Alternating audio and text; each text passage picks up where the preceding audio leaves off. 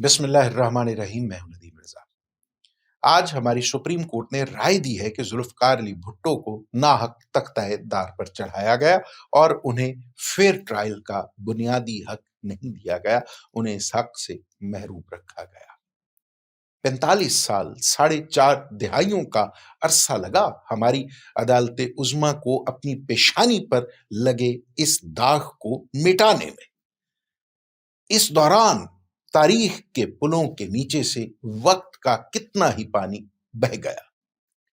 हर वाकया, हर तारीखी मोड़ पर जुल्फकार अली भुट्टो के मुकदमे के साए मौजूद रहे। पहले जो जुल्फकार अली भुट्टो को पाकिस्तान तोड़ने का इल्जाम दिया करते थे, वक्त गुजरने के साथ साथ वो लोग भी भुट्टो की शहादत पर गवाही देने लगे। जुल्फकार अली भुट्टो का केस, जुल्फकार अली भुट्टो का अपना मुकदमा इस कौम के हर उस शख्स ने लड़ा जो जमहूरियत पसंद था। अदालतों ने जुल्फकार अली भुट्टो को कत्ल कर दिया, अदालतों ने तख्ताए दार पर लटका दिया, लेकिन तारीख में जुल्फकार अली भुट्टो हमेशा हवाले और मिसाल के तौर पर जिंदा रहेगा, जमहूरियत की अलामत के तौर पर जिंदा रहेगा। इससे कता नजर कि जुल्फकार अली भुट्टो खुद कितने जमहूरियत पसंद थे, वो दूसरों की राय को कितनी अहमियत देते थे, वो अपने मुखालिफिन के साथ, सियासी मुखालिफिन के साथ क्या सलूक रवा रखते थे, ये तमाम बातें तारीख में हज़फ हो जाएंगी। सिर्फ और सिर्फ जिंदा रहेगी तो सुप्रीम कोर्ट की उस दौर में होने वाली वो गलती जिंदा रहेगी जिसने जुल्फकार अली भुट्टो को एक विलन से हीरो बना दिया। एक ऐसा अरसा गुजरा इन 45 साल में, ये 45 साल जुल्फकार अली भुट्टो के किरदार का तवाफ करते हुए गुजरे। पाकिस्तान की सियासत जुल्फकार अली भुट्टो के किरदार को मरकज बनाकर इसका तवाफ करती रही। पॉलिटिक्स होती थी या प्रो भुट्टो या एंटी भुट्टो, भुट्टो को निकालकर इस रियासत की सियासत में कुछ नहीं बचता था। एक जमाना ऐसा आया जो लोग जुल्फकार अली भुट्टो को पाकिस्तान तोड़ने के सानहे का जिम्मेदार करार दिया करते थे, वो भी जुल्फकार अली भुट्टो के नाम लेवा हुए। हमारी मज़ाहमती शायरी जुल्फकार अली भुट्टो के उन्वान से लिखी गई, जुल्फकार अली भुट्टो के हवाले से रकम हुई। शायद अगर सुप्रीम कोर्ट, उस जमाने की सुप्रीम कोर्ट, ये फैसला इस तरह से ना करती तो शायद जुल्फकार अली भुट्टो आज हमारे सियासी जमहूरी हीरो ना होते। लेकिन हमने उन्हें मिटाने के शौक में इतना फैला दिया कि अब तारीख के, मुल्की तारीख के इस सफ़े पर कुछ और दिखाई ही नहीं दे रहा। बहरहाल हमारी इस सियासी तारीख के इस मोड़ पर 45 साल के बाद हमारी अदालत उज़्मा ने ये राय दी है। अभी ये राय है, तफसीली फैसला आना बाकी है। खैर, जुल्फकार अली भुट्टो के बदतरीन मुखालिफिन भी उनके इस तरह से कत्ल की मुखालफत करते आए हैं, और अब तो जिस ज़माने में फ़ी ज़माना हम जिंदा हैं, इस ज़माने में किसी भी शख्स को महज इसलिए कत्ल कर देना या पाबंदे सलासल करना अब उस पर खामोशी वाला दौर नहीं रहा। अब ज़बानें आज़ाद हैं, अब लोग बात करने की आज़ादी रखते हैं। आप नहीं बोलेंगे, वो जिस तरह से कहा जाता था कि अगर जो नोके खंजर खामोश रहेगी तो लहू पुकारेगा आस्तीन का। अब आस्तीन भी पुकारती है, आस्तीन पे लहू के छींटे भी बात करते हैं और नोके खंजर को भी ज़बान मिल चुकी है। अब सोशल मीडिया आज़ाद है, अब बहुत ऐसे प्लेटफॉर्म हैं जहां पे आप अपनी आवाज बुलंद कर सकते हैं। अगर आप आवाज नहीं उठाएंगे तो पूरी दुनिया जो आपको देख रही है वो आपका मुकदमा लड़ेगी। जमाने गुजर गए जब आप आवाजों को हलक में दफन कर दिया करते थे, जब जबानें खींच लिया करते थे। अब वो जमाने गुजर गए। अब ऐसा नहीं हो सकता कि आप हर उस मुखालिफ राय को कत्ल कर दें, हलक को आवाजों का कब्रिस्तान बना दें। अब ये नहीं हो सकता। 45 साल बाद آج ہماری عدالت عظمیٰ نے یہ رائے دے دی ہے۔ اس پر کس کو مبارکباد دینی ہے، کس کے ساتھ افسوس کرنا ہے، یہ الگ معاملہ ہے۔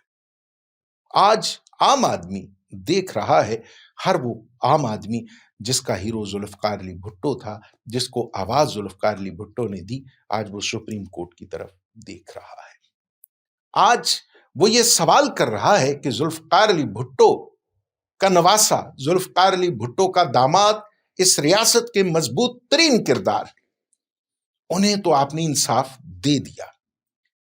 اس لیے دے دیا کہ ذوالفقار علی بھٹو خود وزیر اعظم پاکستان رہے، ان کی بنائی ہوئی جماعت بار بار اس ریاست پر حکمران ہوئی، ایک صوبے میں ان کی مسلسل حکمرانی ہے، مضبوط آدمی تھے، وڈیرے تھے، جاگیردار تھے، انہیں تو ہماری عدالت عظمیٰ نے انصاف دے دیا۔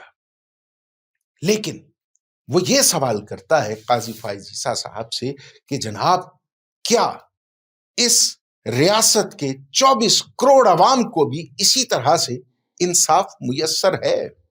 کیا آپ جانتے ہیں کہ 20 لاکھ سے زائد مقدمات زیر التوا ہیں اور آپ کی طرف دیکھ رہے ہیں؟ کیا آپ جانتے ہیں عام آدمی جو پورا دن پتھر ڈھونے کے بعد 1,000-1,500 روپے کماتا ہے، وہ شخص مہنگا وکیل نہیں کر سکتا؟ کیا آپ جانتے ہیں کہ ہماری لوئر کورٹس میں کتنے مقدمات زیر التوا ہیں؟ کیا آپ کو خبر ہے کہ جس طرح تھانے میں جاتے ہوئے لوگ گھبراتے ہیں، اسی طرح کچہری میں جانے سے بھی خوف زدہ ہیں؟ کیا آپ کے علم میں ہے کہ دنیا کے 142 ممالک میں پاکستان کا، ہماری عدلیہ کا انصاف فراہم کرنے کے حوالے سے 130واں نمبر ہے؟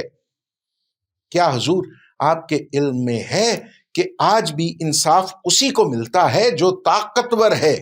کیا آپ کے علم میں ہے کہ یہاں کبھی کسی قبضہ گروپ کو سزا نہیں ہوئی، کسی ایسے شخص کو سزا نہیں ہوئی جس کے پاس پیسہ تھا، جس کے پاس طاقت تھی، اختیار تھا، اقتدار تھا، اس نے 20 قتل بھی کر دیے لیکن ہماری عدالتوں نے اسے رہا کیا؟ کتنی ہی مثالیں ہیں، کتنے ہی گھروں کے چراغ بجھا دیے گئے، کتنے ہی طاقتور ہاتھوں میں موجود بندوقوں کی گولیاں اپنا شکار تلاش کرتے ہوئے کتنے ہی سینوں کو چیر کر گزر جاتی ہیں اور ان پر کوئی ہاتھ نہیں ڈالتا۔ اگر کہیں کوئی انہیں دھر بھی لے تو مقدمہ اتنا کمزور ہوتا ہے کہ ہماری عدالتیں انصاف کے بجائے ان کی سہولت کار بن جاتی ہیں۔ کیا معزز چیف جسٹس صاحب نہیں جانتے کہ ایسے مقدمات جن میں عام آدمی کو، ایک ملزم کو سزائے موت دی جاتی ہے، سپریم کورٹ تک پہنچتے پہنچتے 78% غلط ثابت ہوتے ہیں، یعنی 78% سزائے موت کے ملزمان کو بری کر دیا جاتا ہے؟ معنی یہ ہے، مطلب یہ ہے کہ یہ سزائے موت غلط دی گئی تھی۔ سپریم کورٹ تو اچھی طرح سے جانتی ہے، قاضی فائز عیسیٰ صاحب اچھی طرح سے جانتے ہوں گے کہ عام آدمی کے لیے انصاف تک رسائی آج بھی انتہائی مشکل کام ہے، جوئے شیر لانے کے مترادف ہے۔ اور اس سے بڑھ کر یہ کہ ہماری عدالتوں میں جو تقسیم ہے، ہماری عدالتوں میں جو ایسے ججز موجود ہیں جو ہر مقدمے کو اپنی سیاسی وابستگی یا اپنی سیاسی سوچ کے مطابق دیکھتے۔ پہلے پہل یوں ہوتا تھا کہ جو سیانے وکیل تھے، جو سیانے وکلا تھے، سمجھدار اور معاملہ فہم ہوا کرتے تھے، وہ کسی جج کے پاس مقدمہ لگنے کے بعد پہلے سے بھانپ لیتے تھے کہ جج صاحب کیا فیصلہ دیں گے۔ اور آج حالات یہ ہیں، جناب کی سربراہی میں سپریم کورٹ کے، ہائی کورٹس کے حالات یہ ہیں کہ عام آدمی بھی جانتا ہے کہ عدالت اس مقدمے کا کیا فیصلہ دے گی۔ لوگ جانتے ہیں کہ اگر کسی ملزم کی وابستگی پاکستان تحریک انصاف سے ہے تو عدالت کا رویہ کیسا ہوگا۔ اگر اسی مقدمے میں، اگر ایسے ہی جرم میں ملوث کوئی شخص کسی دوسری جماعت سے تعلق رکھتا ہے تو عدالت عظمیٰ، عدالت عالیہ کے معزز ججز، کچھ خاص ججز اس کے بارے میں کیسا رویہ رکھیں گے۔ تو جناب، سب سے پہلے ضروری یہ ہے کہ عدالت پر جانبداری کی جو پرچھائیاں ہیں انہیں ختم کیا جائے۔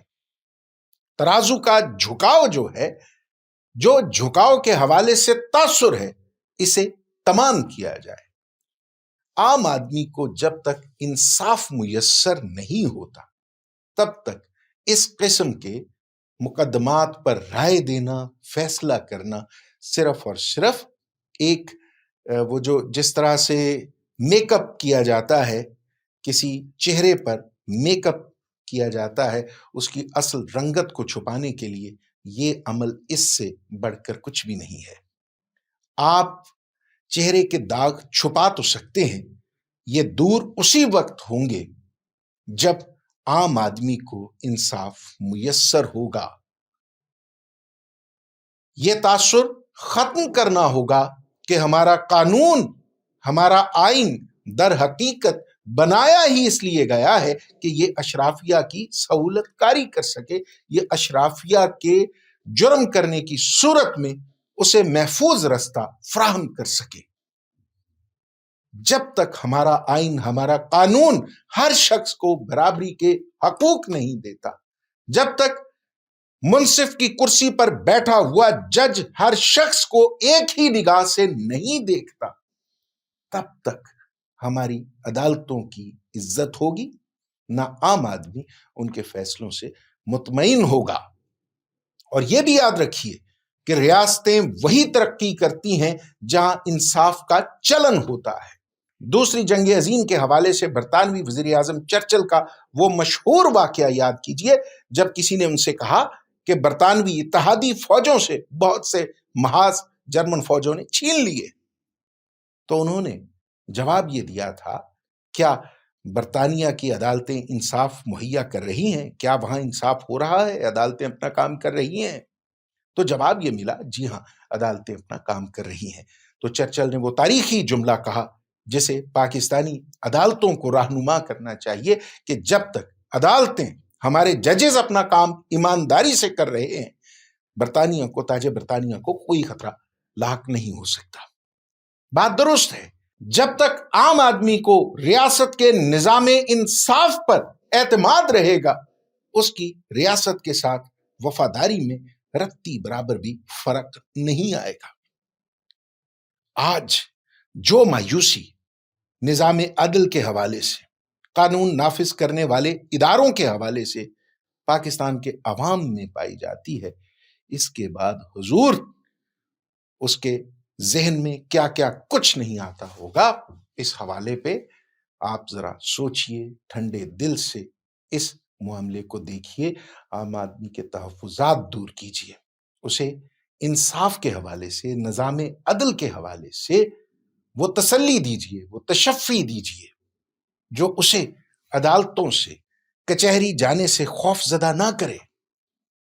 اس کے لیے تھانے جائے امن ہو، اسے یہ خبر ہو کہ تھانے میں بیٹھی ہوئی پولیس فورس اس کی مدد کے لیے ہے، اس کے تحفظ کے لیے ہے، نہ کہ اسے یہ خوف ہو کہ جن بدماشوں سے، ڈاکوؤں سے، بھتہ خوروں سے وہ بچ کر تھانے میں جا رہا ہے یا کچہری میں جا رہا ہے، وہاں ان سے بڑے ڈکیت بیٹھے ہوئے ہیں، وہاں اسے پناہ نہیں ملے گی، وہاں بھی اس کے ساتھ وہی سلوک ہوگا جو جرائم پیشہ افراد اس کا حشر کرنا چاہ رہے ہیں۔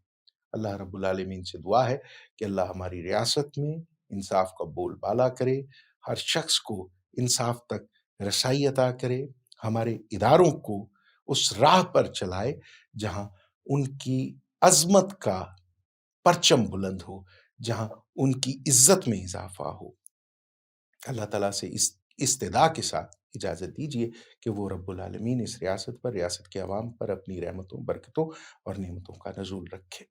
اجازت دیجیے، خدا حافظ۔